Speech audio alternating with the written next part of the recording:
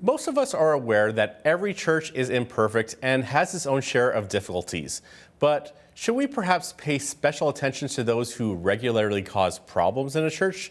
Today's guest will address this issue with us. Joining me from Central Florida is Pastor Mark Atteberry. He is the author of Troublemakers in the Church, Dealing with the Difficult, the Dangerous, and the Deadly. Pastor Mark, welcome to Bridge City News. Thank you, Naveen. It's good to be with you.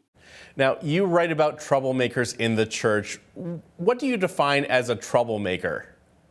Well, I think that's really the key question, because it takes more than just an imperfection or a weakness to make you a troublesome person. If that were the case, we'd all be troublesome people, right? Because we all have imperfections and weaknesses.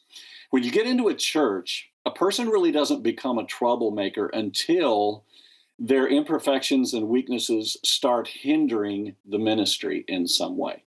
And I think it's important to realize that not every troublemaker in the church is a bad person. Not every troublemaker in the church, is trying to cause trouble.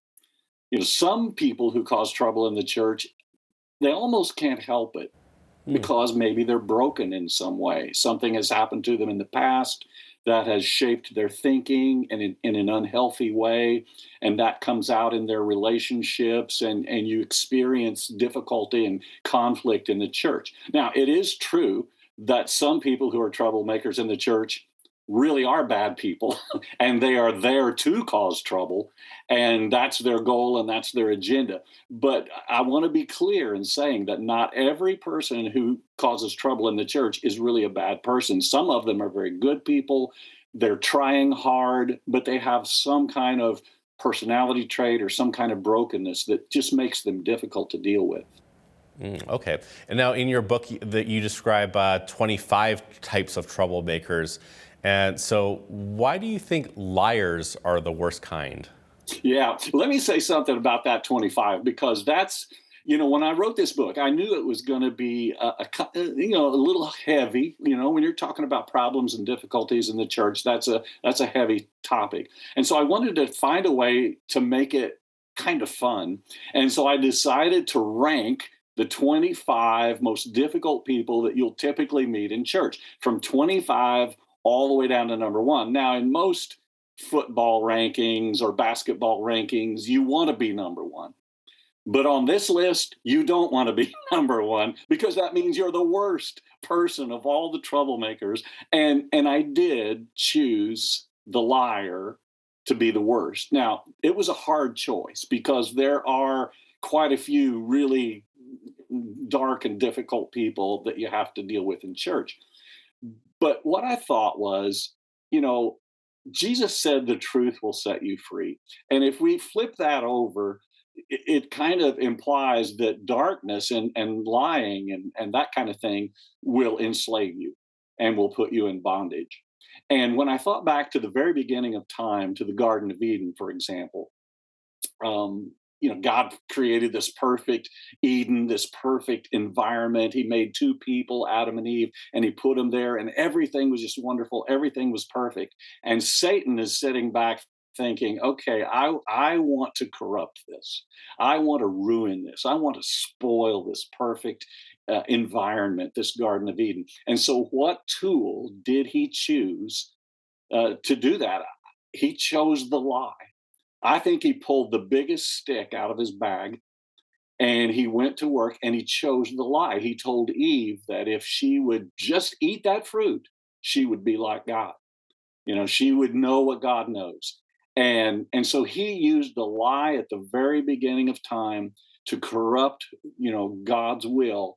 And I believe it's been doing the same thing all these years, all these generations, all these millenniums. I just think there's nothing worse than a lie. In a church, I was a pastor for 46 years. And what I found was, if people will just be honest and tell the truth, you can work through any problem. But if people are going to lie, if people are going to be dishonest, if people are going to hide the truth or twist the truth or shade the truth, then you're going to have problems. And that's why I gave the liar the distinction of being the biggest troublemaker of them all. That makes a lot of sense. Now, you mentioned that you've been a pastor for 46 years. Now, in your decades of being a pastor, have you come across all of these 24 different types of troublemakers at one time or another? I came across them all at least 100 times in 46 years. Here's the thing: we open our front doors of our church on Sunday morning. We unlock them, we open them up, and we say, "Whosoever will may come." We invite everybody to come to church.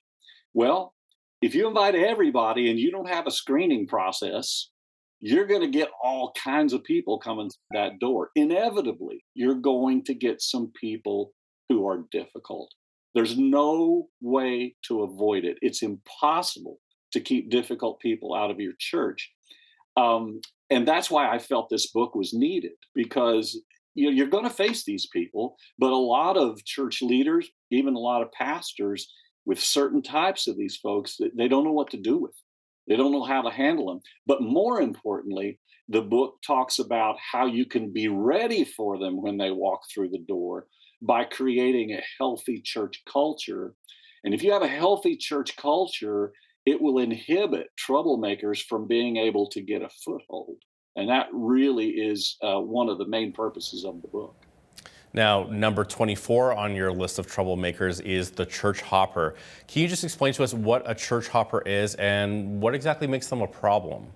Okay, a church hopper is the guy and his wife, maybe a family. They walk through the door, they're all smiles, they look great, they shake your hand, they say, "Oh, we're so glad to be here at your church. We have heard good things about your church. We're so happy to be here." And you think, as the pastor, you think, "Wow, this is a great family. We're so happy to have them."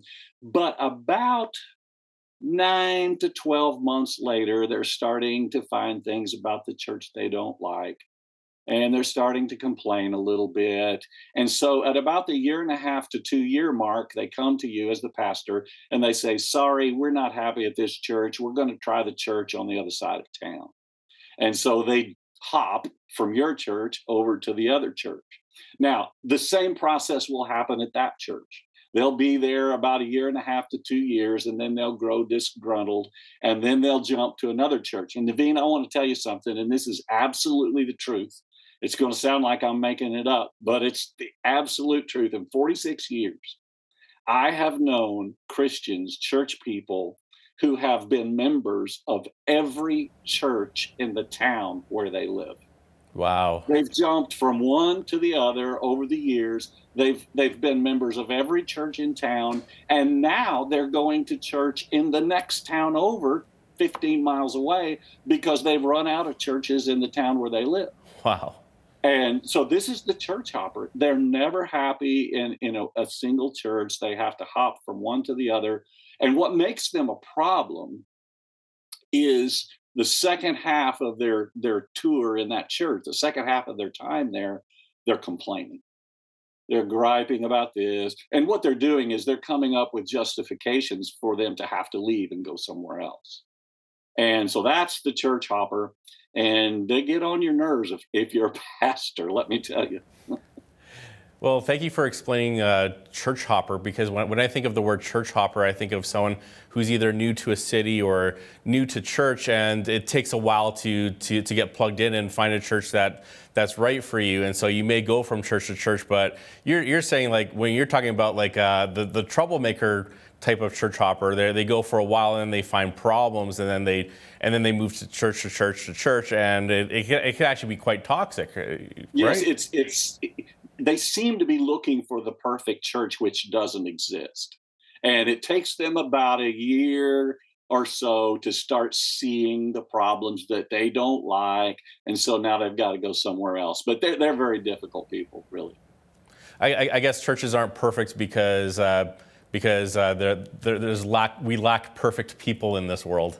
Exactly. The thing about the church is the imperfection of it and the imperfection of the people can be a wonderful thing, because it levels the playing field. We're all broken in some way. We all have issues. We all have problems.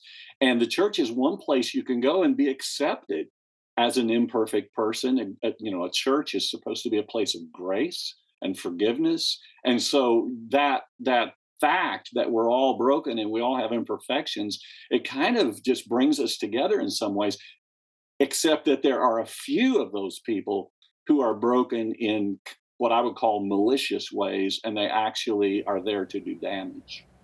Now, when you get plugged into a church, often if you have a talent, say like the ability to sing or play an instrument, church can often give you a platform for that. Tell me, why do you prefer people with mediocre talent serving in church over big talented people with egos? Well, yeah, that's a big problem. It doesn't seem like it would be. It's kind of counterintuitive because you think, boy, we want people with big talents. But big talented people often, not always, but often bring along big egos. And so the big talented vocalist in your church, if she or he has a big ego, then they get upset if they don't get the solo at the Christmas Eve service, or if they don't get the lead role in the musical, and so they start griping and complaining, and again, they're just difficult to deal with. They're not necessarily the kind of people who are going to destroy the church, but they're difficult and they add stress to the situation, and they make the church staff frustrated by their attitudes. And so, yeah, I would rather have people with mediocre talent, but who are truly humble and there just to serve, as to have huge talent people who are also going to bring huge egos with them. I remember one church that I was attending. There were some people that were really well known in the community. Some of them were lawyers, and they were out in the parking lot, like ushering parking cars. And I just thought that is like just such a servant attitude right there. Absolutely, that's what you want right there. When you get that, you've got something great.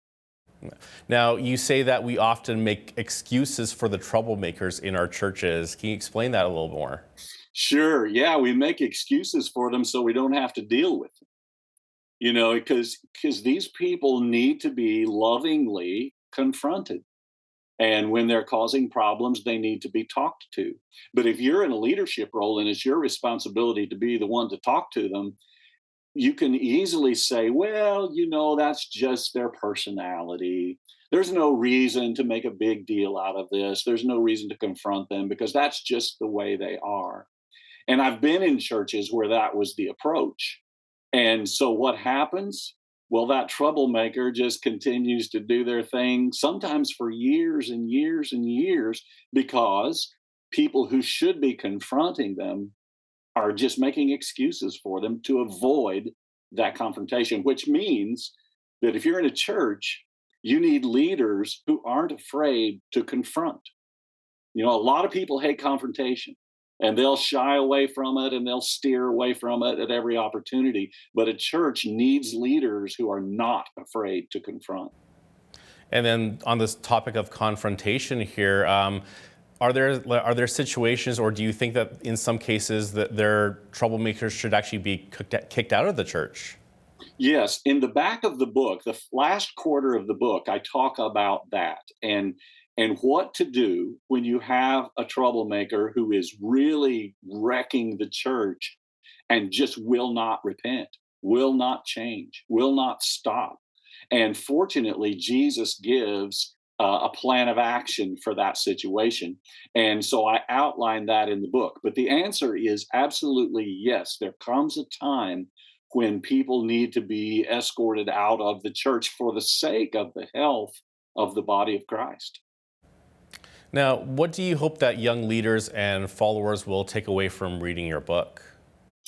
Well, it really has two purposes. One is to kind of be a mirror because, we might all have some of these traits in us and not realize it. I got an email from one lady. I cracked up. This lady wrote me an email. She started reading the book and she wrote me an email and said, I'm down. I started at 25 and I'm down to number 12. And so far, I've seen myself in six of the troublemakers. And so but I felt good about that because that's part of the purpose of the book is to help people see themselves and see qualities in themselves that maybe they have not seen in the past. And then the other purpose of the book is to be a handbook for church leaders. Like, what do you do with this person when he shows up in your church and starts causing trouble? In each case, in each troublemaker of the 25, I try to give a couple of suggestions on what you can do to deal with these people. Well, thank you so much for writing this book, Pastor Mark, about troublemakers in the church. I'm sure it was. I'm sure we can see a bit of all of us in all those 25 different types. Yeah, thank you so much. I appreciate it. Mark Atteberry is the author of Troublemakers in the Church, Dealing with the Difficult, the Dangerous, and the Deadly. I'm Naveen Day. On behalf of all of us here at Bridge City News, thanks for watching.